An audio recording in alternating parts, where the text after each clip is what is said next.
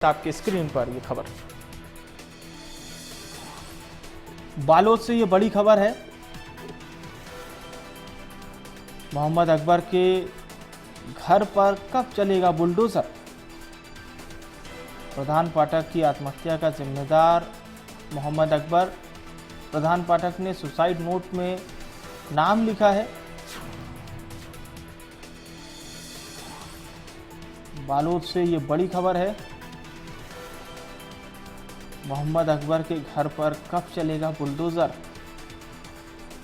प्रधान पाठक की आत्महत्या का जिम्मेदार मोहम्मद अकबर को बताया जा रहा है। मोहम्मद अकबर जो कि भूपेश बघेल सरकार में वन मंत्री थे और भी कई महत्वपूर्ण विभाग उनके पास थे। दरअसल प्रधान पाठक ने अपने सुसाइड नोट में पूर्व मंत्री मोहम्मद अकबर को भी अपनी मौत का जिम्मेदार ठहराया और कई तरह के गंभीर आरोप मोहम्मद अकबर सहित अन्य लोगों पर लगाए। मोहम्मद अकबर को प्रधान पाठक ने अपनी आत्महत्या का जिम्मेदार बताया था। सुसाइड नोट में मोहम्मद अकबर का भी नाम लिखा था।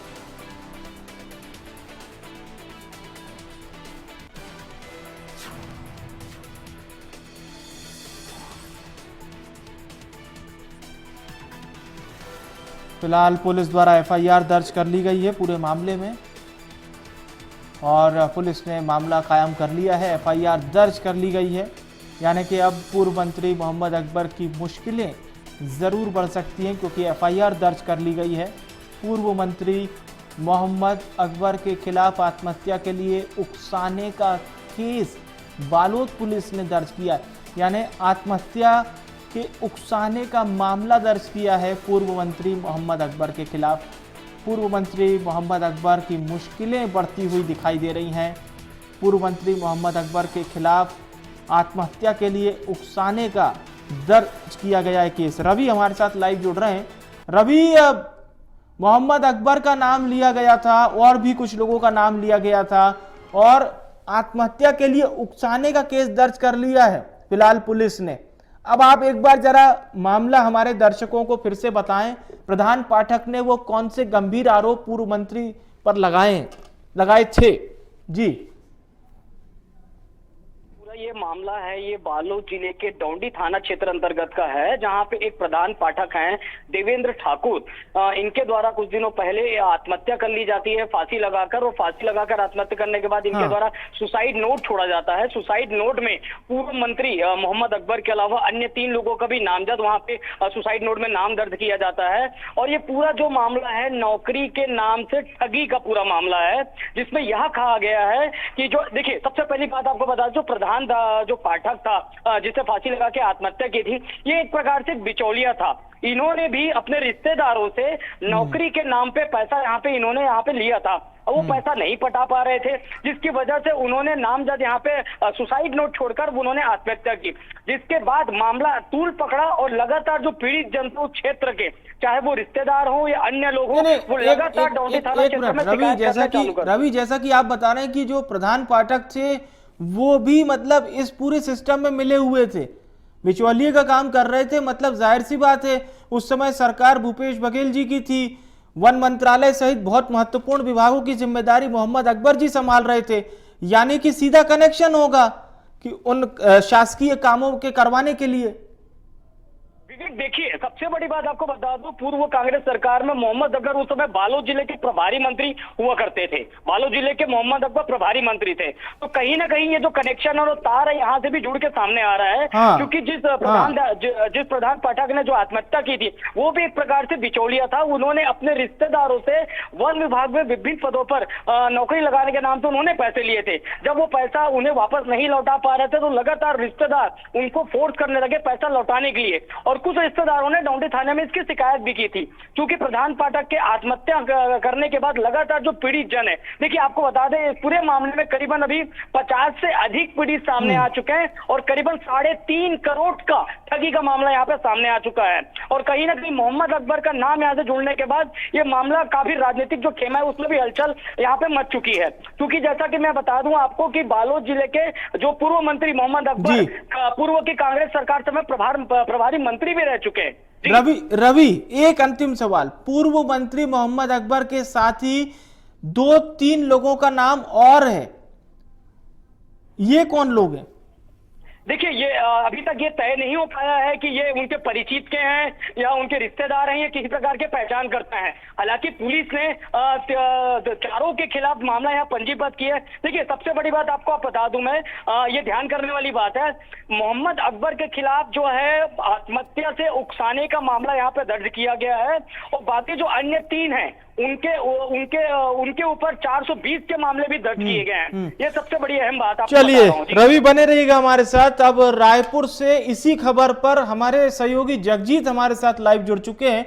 जगजीत, जानकारी हमने रवि से ली है, लेकिन एक सवाल खड़ा हो रहा है।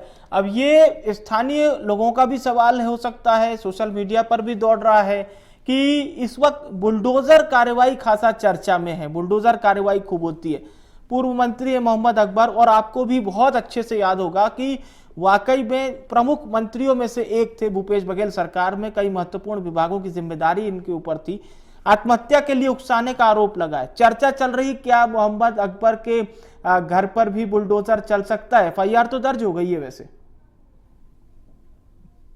जी बिल्कुल है। देखिए, मैं आपको बता दूं विवेक, ये जो पूरा मामला है, जहां जहां भारतीय जनता पार्टी की सरकार, जहां जहां भारतीय जनता पार्टी शासित जो मुख्यमंत्री हैं वो मौजूद हैं, उन स्थानों पर देखिए जिस प्रकार से बुलडोजर चल रही है, और गरीब तबके के लोगों पे अगर बुलडोजर चलती है तो ये सवाल लाजमी।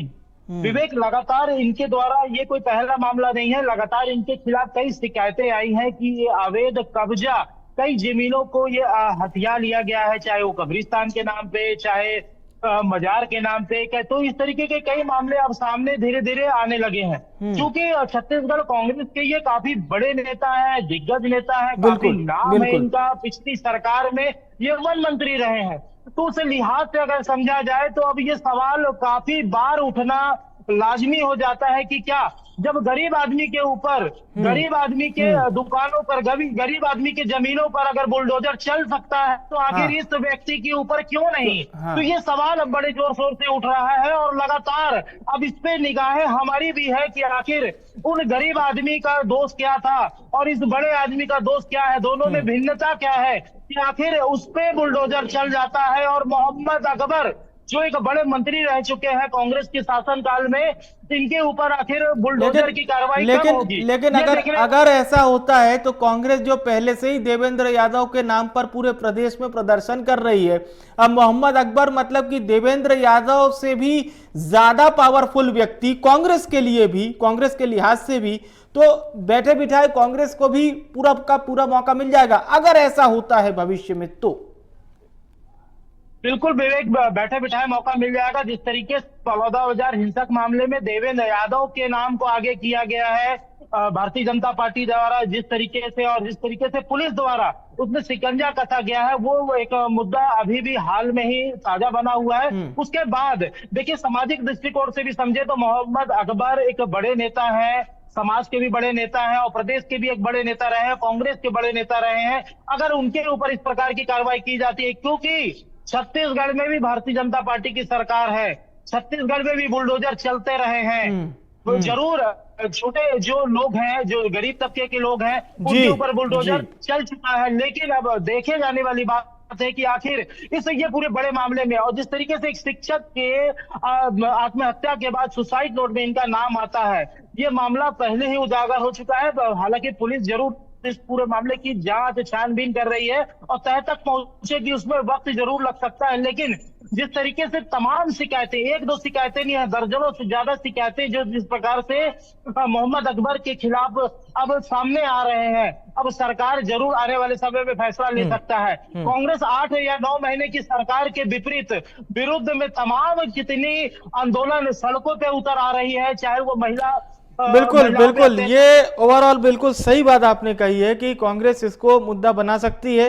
हालांकि अभी ये पाइपलाइन में मामला एफआईआर दर्ज हो चुकी है। आपका बहुत बहुत शुक्रिया। और अब हम रवि का भी रुख कर रहे हैं। रवि भी इस खबर पर लगातार नजर बनाए हुए हैं।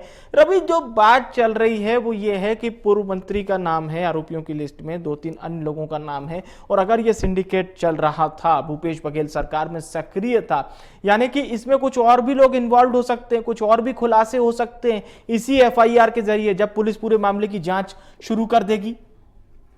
देखिए विवेक, तो आपको सबसे बड़ी बात और यहाँ बताना चाहूंगा, मोहम्मद अकबर पूर्व की सरकार में वन मंत्री तो थे ही, साथ में उनके पास विधिक कानूनी मंत्री का भी प्रभार था। तो यहाँ सबसे बड़ी सोचने वाली बात है कि ऐसे इस तरीके से मामले में विधिक कानूनी मंत्री किस तरीके से ऐसे इन्वॉल्व हो सकते हैं, एक सबसे बड़ा यहाँ पे सवाल खड़ा होता है। और हाल ही में अभी जो भाजपा के प्रवक्ता है उनका भी एक बयान आया था, उन्होंने भी आरोप लगाया हुआ है कि इस मामले में अगर पूरी तरीके से अगर निष्पक्ष अगर पुलिस जांच करती है तो कई और बड़े नाम जो चर्चित नाम है उनके भी नाम के खुलासे यहाँ पे हो सकते हैं। क्योंकि देखिए ये जो क्षेत्र है जहां से ये मामला उठा है, जहां से ये जो विवाद यहाँ उत्पन्न हुआ है, जो आत्महत्या का मामला शिक्षा का सामने है, ये आदिवासी बाहुल्य क्षेत्र है। डौंडी जो ब्लॉक है ये आदिवासी बाहुल्य क्षेत्र है और जितने भी वहाँ पे पीड़ित, चाहे 50 से अधिक की संख्या में बात करें, जो पीड़ित सामने आए हैं मैक्सिमम वहाँ पे जो है वो आदिवासी हैं।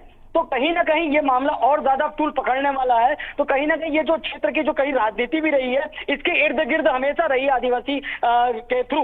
तो ये देखने वाली बात होगी कि पुलिस इस मामले में क्या आगे कार्रवाई करती है। जैसे कि पुलिस से इस मामले में चर्चा भी हुई अभी हाल में, जैसा कि आत्महत्या से उकसाने के मामले में पूर्व मंत्री पे यहाँ पे केस दर्ज किया गया है। इसके साथ ही आगे जो विवेचना जारी है, आगे जो पीड़ित है उनके पक्ष के सबके बयान लिए जाएंगे। हो सकता है कि इस मामले में पुलिस पूर्व मंत्री के खिलाफ 420 का भी जो एफआईआर, आपने बिल्कुल सही कहा कि अब पुलिस किस तरह से जांच करती है हम देखेंगे। आपका बहुत बहुत शुक्रिया रवि, तमाम जानकारी दर्शकों